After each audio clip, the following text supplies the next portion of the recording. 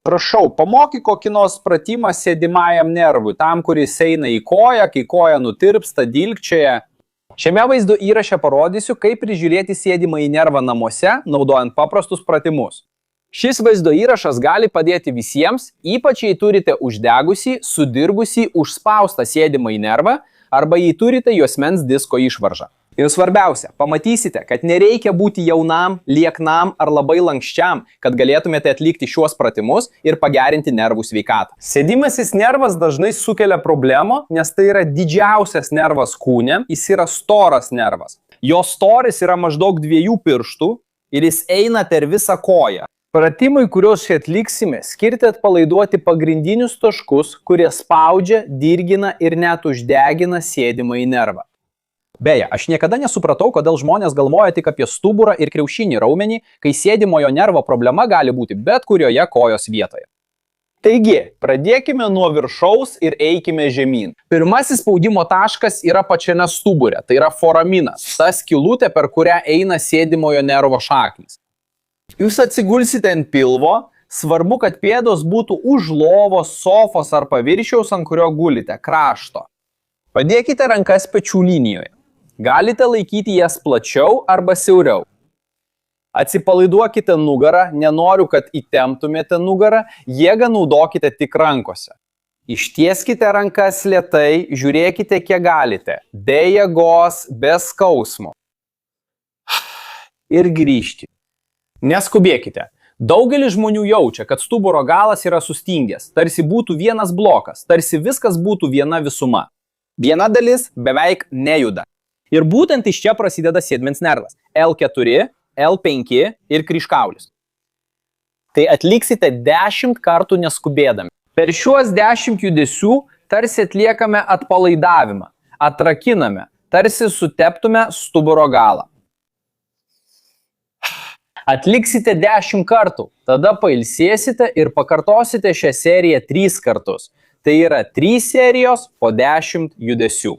Pamatysite, kad kai baigsite, jūsų juosmuo bus visai kitoks. Tai naudinga juosmens skausmui. Antrasis sėdimojo nervo suspaudimo taškas yra kriaušinis raumuo. Bet nusiraminkite, mes atpalaiduosime šį raumenį be jokio skausmo. Pažįstu nemažai žmonių, kurie buvo traumuoti tų giliųjų masažų, kai kartais net alkūnę naudodavo ir tai nieko neišspręsdavo, tik dar labiau skaudėdavo. Mes darysime švelnų tempimą, o tada kriaušinis raumuo vis labiau atsipalaiduos. Žingsnis po žingsnio, labai patogiai. Atsispokite šalia kėdės, padėkite tą koją, kurios kriaušinį raumenį norite atpalaiduoti ant kėdės. Lėtai pasisukite į kitą pusę. Sukite liemenį tol, kol pajusite malonų tempimą sėdmens srityje. Pajuskite tempimą taip, lyg išsitiestumėte. Sustokite čia. Padėkite ranką išorinėje kelio pusėje. Ir neleisdami liemenių grįžti, išlaikydami šią padėtį, švelniai spauskite kelį į ranką, tarsi norėtumėte atitraukti kelį. Pajusite, kaip šie raumenys čia pradeda veikti. Jei jaučiate kokį nors diskomfortą, naudokite mažiau jėgos, gerai? Mes skaičiuosime iki 5. Ir atsipalaiduokite. Stenkitės atsipalaiduoti, kiek tai galite, ypač šią sritį. Dar kartą, įdėkite jėgos, stumkite kelį į delną, pajuskite, kaip čia sėdmenų ir užpakalio raumenys pabunda. Ir atsipalaiduokite. Jei pravedate tempimo pojūtį, tiesiog šiek tiek labiau pasukite, kol tempimas vėl atsiras. Ir kartokite, spauskite, skaičiuok iki 5. Ir atsipalaiduok. Tai padarysi 5 kartus su kiekviena koja. Čia be skausmo sumažėjimo, tirpimo, dilgčiojimo sumažėjimo, pajunti šilumą, sklindančią žemyn į koją. Ir tai yra pagerėjusi kraujotaka, kuri atsiranda kartu su giliųjų raumenų atsipalaidavimu. Pasuk akmenį išrėtęs. Beveik 10 metų čia YouTube ir tai bus pirmas kartas, kai mokysiu šio judesio. Ir aš garantuoju, kad šio pratimo niekada nematėte niekur, nei internete, nei už jo ribų. Ką mes darysime? Atlaisvinsime visus sėdimojo nervo suspaudimo taškus ties keliu ir čiurną vienu metu. Sėdimasis nervas čia, užpakalinėje šlaunies dalyje, netoli kelio, išsišakoja į 2 dalis. Viena dalis eina šalia šeivikaulio galvos, to kaulo, kuris yra išorinėje kojos pusėje. Tai yra labai svarbi vieta sėdimojo nervo atžvilgiu. Čia ties čiurna, manau, kad iš kitos pusės jums bus geriau matyti. Čia ties čiurna abi sėdimojo nervo dalis. Viena eina už čiurnos prie pat kulno, o kita eina iš priekio, štai taip, iš priekio ir už čiurnos. Norint atpalaiduoti visus šiuos taškus vienu metu, reikia atsisėsti ir tvirtai pastatyti pėdą ant žemės. Jei atsisėsite arčiau kėdės krašto, bus dar geriau. Jūs sutelksite dėmesį į judesį, atkreipdami dėmesį į mažąjį pirštą, pažiūrėkite. Pakelkite mažąjį pirštą, atitraukite jį nuo grindų, kiek tik galite. O tada stipriai spauskite mažąjį pirštą į grindis, kiek tik galite. Matai, kad čiurna juda, bet tavo dėmesys turi būti sutelktas į mažąjį pirštą. Šį judesį atliksi neskubėdamas, kiek tik gali, kuo didesnį judesį, kiek tik gali. 30 sekundžių iki 1 minutės. Tai mobilizuos, suteps, atlaisins visus taškus, per kuriuos eina sėdmens nervas. Blauzdi kaulio galvutė čia viršuje ir 2 taškai ties čiurna, priekyje ir gale. Tai darysite nuo 30 sekundžių iki 1 minutės su kiekviena koja.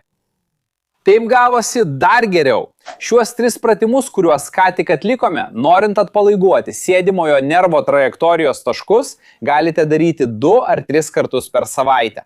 Galite netgi daryti tik ant tos kojos, kurioje jaučiate skausmą, nors idealiausia, geriausia būtų daryti su abiem kojomis. Dabar kitas pratimas pagerina visą sėdimojo nervo veiklą, pagerina viso sėdimojo nervo sveikatą nuo pradžios iki galo. Todėl šį pratimą svarbu daryti kiekvieną dieną, ypač kol sėdimasis nervas dar nėra visiškai atsistatęs. Tai yra nervų mobilizacijos technika. Tai technika, kuri padeda atlaisvinti sukibimus, kuriuos kaupiame visą gyvenimą. O techninis šio proceso pavadinimas yra neurodinamikos gerinimas. Ieškosite vietos prie sienos, atsigulsite. Tai gali būti sofa, lova arba grindys. Aš parodysiu galingiausią sėdimojo nervo mobilizacijos būdą, kurį žinau. Todėl atkreipkite dėmesį į detalės, gerai? Ši technika bus šiek tiek kitokia nei tos, kurias jau matėte šiame kanale. Pirmas žingsnis – atsigulti prie sienos. Antras žingsnis – laikykite galvą pakeltą. Taigi, galite naudoti pagalvę, 2 pagalvės, tą pleišto formos pagalvę, ar ne, tą trikampę pagalvę. Svarbiausia, kad galva būtų pakelta. Sulenktos kojos, viena koja.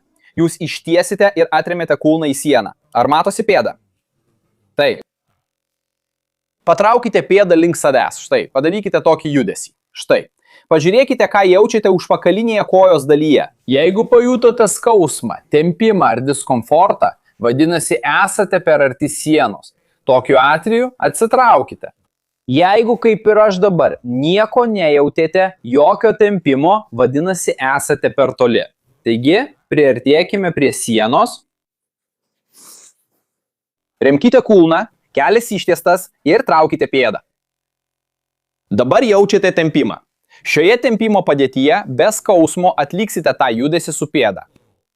Pirštai į priekį. Lenkti, ištieskite, sulenkite.